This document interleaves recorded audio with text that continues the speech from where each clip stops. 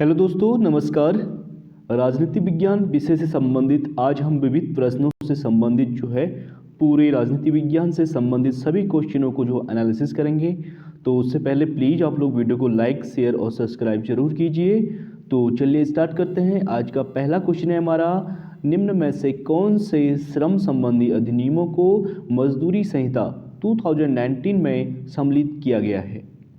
तो इसका right answer हो जाएगा पहला, दूसरा और फोर्थ, यानी न्यूनतम मजदूरी अधिनियम, बोनस भुगतान अधिनियम और समान पारिश्रमिक अध्ययन। ठीक है, तो संविदा श्रम अधिनियम इसमें राइट नहीं है, यानी पहला, दूसरा और फोर्थ राइट हो जाएगा। आप इसका एक्सप्लेनेशन देख सकते हैं। निम्नलिखित श्रम संबंधी अधिनियमों को मजदूरी संहिता 2019 में सम्मिलित किया गया है। पहला है मजदूरी भुगतान अधिनियम 1936, दूसरा है न्यूनतम मजदूरी अधिनियम 1948, तीसरा है बोनस भुगतान अधिनियम 1965 और फोर्थ है आपका समान पारितोषिक अधिनियम 1976।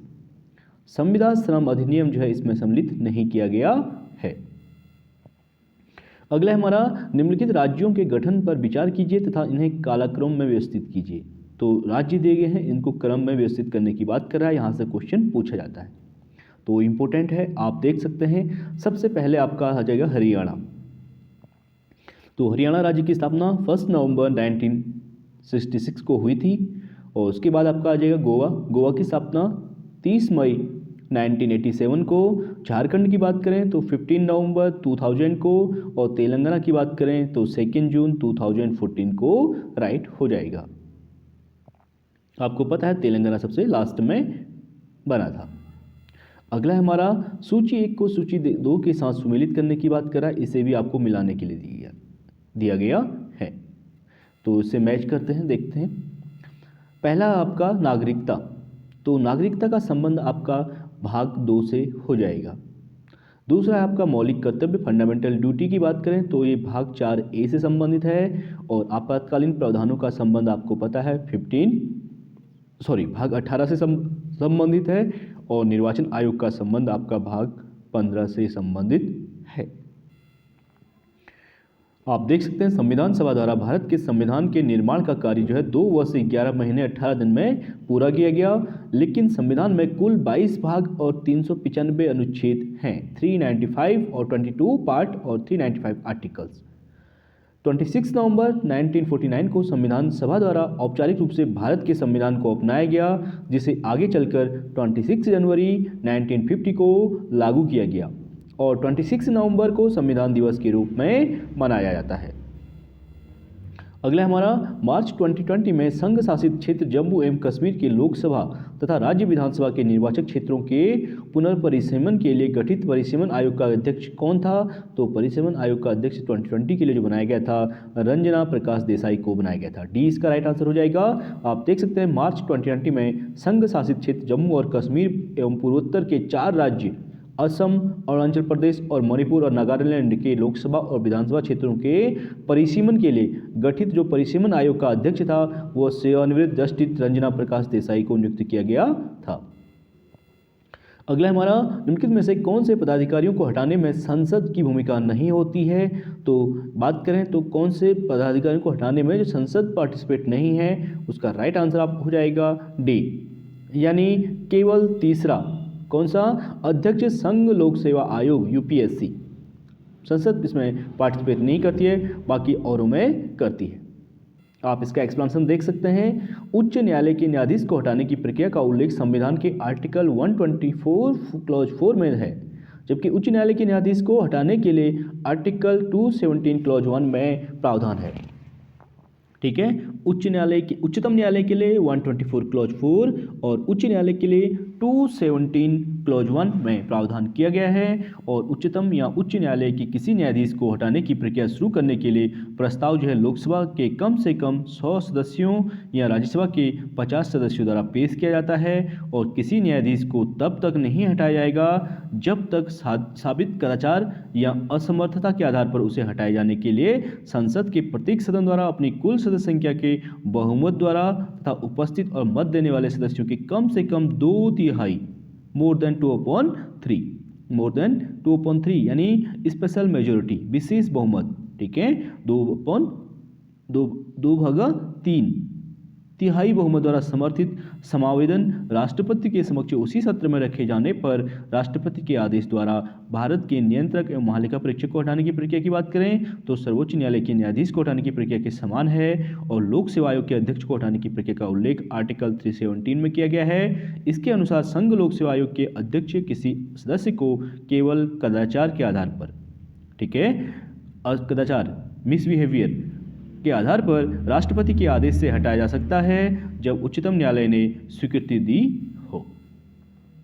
अगला हमारा नीचे तो कथन दिए गए, कथन और कारण से संबंधित क्वेश्चन है, इसे भी देख लेते हैं। इंपॉर्टेंट क्वेश्चन है, भारतीय राजनीतिक व्यवस्था की प्रकृति में निरंतरता एवं परिवर्तन के तत्व मूर्त रूप से पाए जाते हैं और कारण है भारतीय राजनीतिक व्यवस्था में निम्न राजनीतिक कार्यशैलियों जैसे आधुनिक शैली, परंपरागत शैली और संत शैली के तत्व शामिल हैं या समाहित हैं। तो यहाँ पे इसका ए और आर दोनों सही हैं, आर एक की सही व्याख्या है। आप देख सकते हैं भारतीय राजनीतिक व्यवस्था की प्रकृति में निरंतरता के तत्व जो है मूर्त रूप से पाए जाते हैं और भारतीय राजनीतिक व्यवस्था में निम्न राजनीतिक कार्यशैलियों जैसे आधुनिक शैली, संत शैली तथा परंपरागत शैली के तत्व समाहित हैं। वास्तव में भारतीय राजनीतिक व्यवस्था बहुत प्राचीन है, जैसे वैशाली विश्व का पहला गणतंत्र है। अतः स्पष्ट है कि ए और आर दोनों सही हैं, आर एक की सही व्याख्या है। अगला क्वेश्चन हमारा सूची 1 को सूची 2 से मिलाने की बात कर रहे हैं, तो इसे देख लेते हैं। पहला है आपका भारत शस्त्र अधिनियम, इंपॉर्टेंट है ये क्वेश्चन भी। तो भारत शस्त्र जो अधिनियम है 1878 से संबंधित है। शाही पद अधिनियम का संबंध आपका 1876 से हो जाएगा। भारतीय उच्च न्यायालय अधिनियम जो पारित हुआ था 1861 में हुआ था और भारतीय विवाह विच्छेदन अधिनियम, ठीक है, विवाह विच्छेदन का मतलब भारतीय तलाक अधिनियम का संबंध 1869 से हो जाएगा। अगला क्वेश्चन हमारा फिर सूची 1 को सूची 2 से मिलाने की बात कर रहा है। तो ये सूची मैचिंग वाले क्वेश्चन इंपॉर्टेंट है क्योंकि यहाँ से आपके 4 से 5 क्वेश्चन कंप्लीट हो जाते हैं। तो इन क्वेश्चनों को ज़्यादा ध्यान से देखिएगा आप, और इस बार जो है पैटर्न, ठीक है, चेंज हो चुका है और लगभग क्वेश्चन सभी एग्जामों में लगभग इस तरह के क्वेश्चन पूछे जा रहे हैं। तो संस्थाएं और संबंधित आर्टिकल से संबंधित है, तो देख लेते हैं। पहला है भारत का सर्वोच्च न्यायालय। तो आपको पता है भारत का सर्वोच्च न्यायालय का संबंध 124 से हो जाएगा। उसके बाद है आपका निर्वाचन आयोग, निर्वाचन आयोग का संबंध आपका 324 से हो जाएगा, यानी 4th हो जाएगा। और वित्त आयोग आपको पता है 280 से है और संघ लोक सेवा यूपीएससी का संबंध 315 से हो जाएगा, यानी डी इसका राइट आंसर हो जाएगा। आप इसे मैच कर सकते हैं और देख सकते हैं। आप इसे एक बार और एक्सप्लेनेशन कर सकते हैं। भारत का सर्वोच्च न्यायालय का संबंध 124, निर्वाचन आयोग का संबंध 324 आर्टिकल हो जाएगा, वित्त आयोग का संबंध 280 280 अनुच्छेद से हो जाएगा और संघ लोक सेवा आयोग का संबंध आर्टिकल 315 यानी अनुच्छेद 315 से हो जाएगा। अगला क्वेश्चन है मोस्ट इंपोर्टेंट क्वेश्चन, लाभ का पद शब्द परिभाषित किया गया है। तो लाभ का जो पद है उसको परिभाषित किया गया है सर्वोच्च न्यायालय के द्वारा, क्योंकि ठीक है लाभ के पद, प्रॉफिट जो शब्द है वो कॉन्स्टिट्यूशन में नहीं है, लाभ के पद को कॉन्स्टिट्यूशन में डिफाइन नहीं किया गया है, इसीलिए लाभ का पद पे धारण किसी भी जो है पद के लिए लाभ का पद पर नहीं होना चाहिए, आपको मिलता है। तो उसको डिफाइन नहीं किया, उसको डिफाइन कौन करता है? सर्वोच्च न्यायालय के द्वारा। सी इसका राइट आंसर हो जाएगा। आप देख सकते हैं लाभ के पद का संविधान में उल्लेख तो है किंतु उसे परिभाषित नहीं किया गया है, ठीक है, लाभ के पद का संविधान में उल्लेख तो है लेकिन उसे डिफाइन नहीं किया गया है। और वर्तमान में लाभ के पद के संदर्भ में भारत में कोई स्थायित्व प्रक्रिया नहीं है। न्यायालय ने समय समय पर इस संदर्भ में निर्णय किए में लाभ के पद के लिए कुछ कारकों का वर्णन किया है। अगला क्वेश्चन हमारा भारतीय संघात्मक व्यवस्था के संदर्भ में निम्नलिखित में से कौन से कथन सही हैं? तो संघात्मक व्यवस्था के संदर्भ में बात करें तो इसका पहला राइट हो जाएगा, ठीक है, भारतीय संविधान के अंतर्गत राज्यों को संघ से अलग होने का अधिकार नहीं है और अलग होने की मात्र वकालत करने पर अभिव्यक्ति की स्वतंत्रता को सुरक्षा मिलेगी। तो दूसरा इसमें रॉन्ग हो जाएगा, पहला राइट है। यानी आप एक्सप्लेनेशन देख सकते हैं, भारत का संविधान संघीय सरकार की स्थापना करता है, यद्यपि संविधान में कहीं भी संघीय शब्द का इस्तेमाल नहीं किया गया है, परंतु दूसरी ओर आर्टिकल 1 में भारत का उल्लेख राज्यों के संघ के रूप में किया गया है, जिसके दो अभिप्राय हैं। प्रथम है भारतीय संघ राज्यों के बीच हुए किसी समझौते का निष्कर्ष नहीं है और द्वितीय किसी भी राज्य को संघ से अलग होने का अधिकार नहीं है। इसी वजह से भारतीय संविधान को एकात्मकता की भावना में संघ नाम दिया गया है और संघ से अलग होने के लिए वकालत करने पर अभिव्यक्ति की स्वतंत्रता आर्टिकल 19 की सुरक्षा नहीं मिलेगी। अगला क्वेश्चन हमारा, किसने कहा भारत एक अर्धसंघात्मक राज्य है? मोस्ट इंपोर्टेंट क्वेश्चन, बहुत बार पूछा गया है। तो भारत को अर्धसंघात्मक यानी आधा संघ आधा एकात्मक के रूप में माना है केसी हुयर के द्वारा। डी इसका राइट आंसर हो जाएगा। आप देख सकते हैं भारत एक अर्धसंघात्मक राज्य है, यह कथन केसी हुयर का है, जबकि डी बसु के अनुसार भारत का संविधान एकात्मक तथा संघात्मक का क्या है, मिश्रण है, यानी मिक्सर है। अगला क्वेश्चन है, नीचे दो वक्तव्य दिए गए हैं जिनमें से कथन ए और कारण आर बताया गया है, तो देख लेते हैं। कथन है, भारतीय वन सेवा का अस्तित्व 1963 में राज्यसभा की संस्तुति का परिणाम है। और कारण है आपका, राज्यसभा अपने उपस्थित एवं मत देने वाले सदस्यों की 2/3 बहुमत से एक या अधिक अखिल भारतीय सेवाओं को नियमित कर सकती है। तो इसका राइट आंसर हो जाएगा आपका बी। ए और आर दोनों स्टेटमेंट बिल्कुल राइट हैं, लेकिन आर ए की सही व्याख्या नहीं है। ठीक है, सॉरी नहीं है, आर ए की सही व्याख्या करता है, यहाँ पे राइट आंसर हो जाएगा, क्योंकि जो अखिल भारतीय सेवाओं को स्थापित करने का अधिकार जो है किसको है, राज्यसभा को है। आप इसका एक्सप्लेनेशन देख सकते हैं। भारतीय प्रशासनिक सेवा और भारतीय पुलिस सेवा के साथ भारतीय वन सेवा IFS, ठीक है, IAS, IPS और IFS तीनों अखिल भारतीय सेवाओं में से एक है। और भारतीय वन सेवा अखिल भारतीय सेवा अधिनियम 1951 के अंतर्गत 1966 ईस्वी में अस्तित्व में आई थी। हालांकि यह 1865 से 1935 ईस्वी के दौरान अस्तित्व में रही। भारतीय वन सेवा का केवल पुनरुद्धार था। और भारतीय संविधान के आर्टिकल 312 राज्यसभा अपने उपस्थित एवं मत देने वाले सदस्यों की 2/3 बहुमत से नई अखिल भारतीय सेवाओं का सर्जन कर सकती है। 2/3 का मतलब है विशेष बहुमत। अगला हमारा, निम्नलिखित में से कौन सा युग्म सम्मिलित नहीं है, पूछा गया है, तो देख लेते हैं।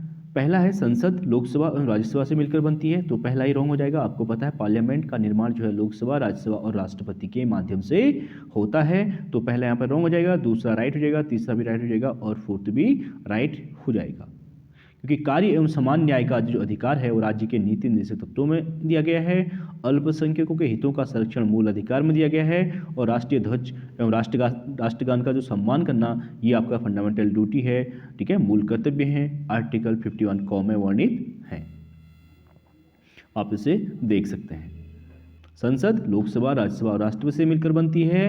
कार्य एवं समान न्याय का अधिकार राज्य के नीति निर्देशक तत्वों में DPSP directive principle of state policy में वर्णित हैं। और अल्पसंख्यकों के जो हितों का संरक्षण की बात की जाती है मूल अधिकार में की जाती है, आर्टिकल 29 में है। और राष्ट्रीय ध्वज एवं राष्ट्रगान का सम्मान जो है आर्टिकल 51 क यानी फंडामेंटल ड्यूटी मौलिक कर्तव्यों में वर्णित है। अगला क्वेश्चन है हमारा, भारत में न्यायिक सक्रियता का संबंध है। मोस्ट इंपोर्टेंट क्वेश्चन है। तो न्यायिक सक्रियता का संबंध आपका हो जाएगा जनहित मुकदमों से, ठीक है, देख सकते हैं यूपी PCS ACF RFO में मेंस में पूछा गया है। तो भारत में जो न्यायिक सक्रियता का संबंध है जनहित मुकदमों से है। जनहित याचिका के आरंभ से ही न्यायिक सक्रियता को स्थापित किया गया है। और न्यायिक सक्रियता एक न्यायिक सिद्धांत है जो न्यायाधीशों को प्रगतिशील एवं नई सामाजिक नीतियों के पक्ष में न्यायिक आधिकारिक निर्णयों का सख्ती से पालन करने के लिए प्रेरित करती है। और आज का अंतिम क्वेश्चन है हमारा, भारत में निम्नलिखित में से जनहितवाद के उद्देश्य में कौन नहीं है। तो जनहितवाद के उद्देश्य में कौन सम्मिलित नहीं है, तो वह है लोक उपहति का प्रचार, ठीक है, सामाजिक न्याय का परिधान, लोक उपकार का विशुद्ध निवारण, ये हो जाएगा। लेकिन लोक उपहति का प्रचार से संबंधित नहीं है। आप देख सकते हैं जनहित याचिका एक ऐसा माध्यम है जिसकी सहायता से वंचित वर्गों या फिर अल्पसंख्यक या अन्य सार्वजनिक हित से संबंधित मुद्दों को उठाया जाता है। इसकी अवधारणा की शुरुआत अमेरिका में 1960 के दशक में हुई थी, जबकि भारत में इसकी शुरुआत 1980 के दशक में हुई थी। न्यायमूर्ति PN भगवती और न्यायमूर्ति BR कृष्ण अय्यर इसके प्रवर्तक रहे थे, अर्थात ये इसको लेके आए थे। और इसका उद्देश्य सामाजिक आर्थिक रूप से पिछड़ों तक न्याय की पहुंच सुनिश्चित करना और लोक उपकार का विशुद्ध निवारण करना है। तो चलिए फ्रेंड्स, आज के लिए इतना ही करते हैं, बाकी नेक्स्ट क्लास करेंगे। आई होप वीडियो पसंद आएगी। प्लीज़ वीडियो को लाइक शेयर और सब्सक्राइब जरूर करें। Thank you so much.